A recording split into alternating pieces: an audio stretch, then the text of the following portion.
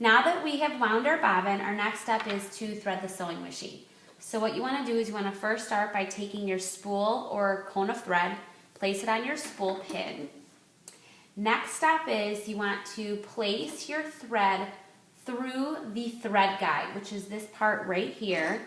And there's a small circle, so you want to make sure that when you pull your thread through, you pull it all the way. And it should be in that circle part. You also can hear a small click once it's in that correct spot.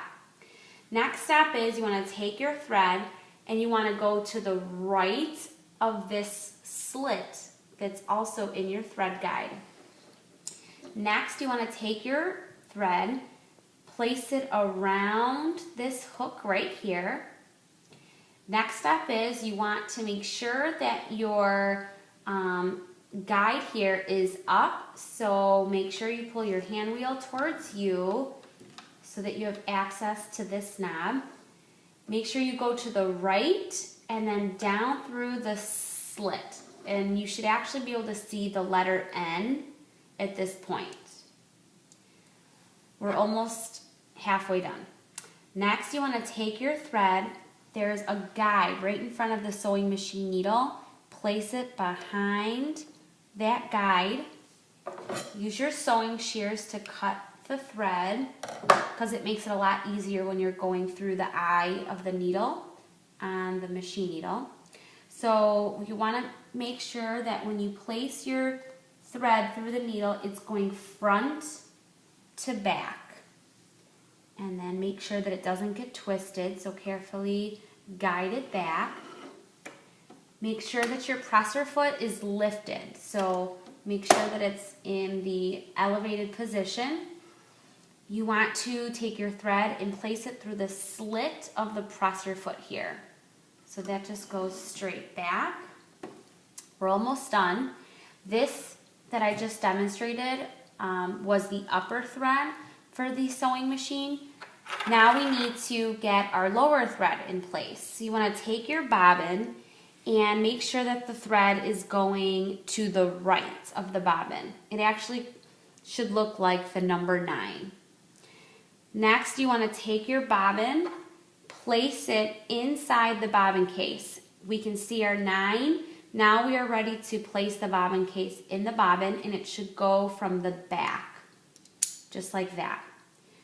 This part can be a little tricky because there's a couple slits, but you want to take your thread, place it through the slit, and then you want to pull it all the way over to the big hole that's located on the other side of the bobbin.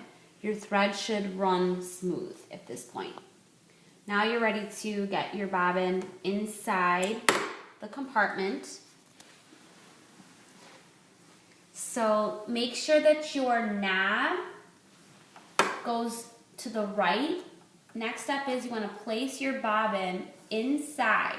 You should hear a click, and I'm sure you heard that.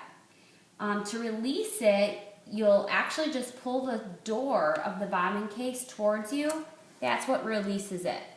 But to put it in, again, the knob should be going towards the right. So you can actually see the indentation of where that knob piece should go. Place it inside, and you should hear a click. Next, this small indentation, just use it as a guide. Make sure your thread is coming towards the right side of the compartment, and it can go exactly where that indentation is. Final step, what you want to do is you want to hold the upper thread with your left hand.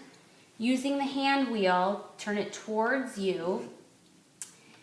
As the needle goes down and begins to go back up, you want to start pulling your left hand and continuously pull your hand wheel towards you. What are you guys doing? Now I have the loop. I want to pull the loop out, cut off the excess, pull your 2 threads back. You are ready to sew.